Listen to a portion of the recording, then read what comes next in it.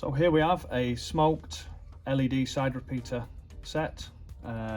This is also LED, this is static flashing. Now this fits quite a number of different Ford models, which mainly includes your Fiesta MK6 and your Focus MK2. So we'll get these opened up and we'll have a closer look. So these are fully road legal, they are E-marked and they're also MOT compliant. They are really easy to fit. They just plug directly into the plug on the car from the side repeater loom, and then they just literally push and click straight into the wings.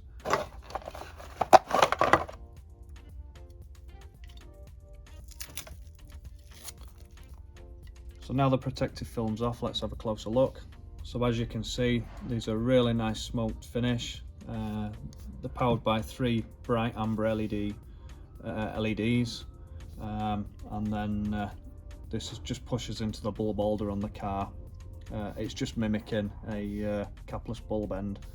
So what I'll quickly do is just grab a 12 volt feed and we'll illuminate these just to illustrate how they will look.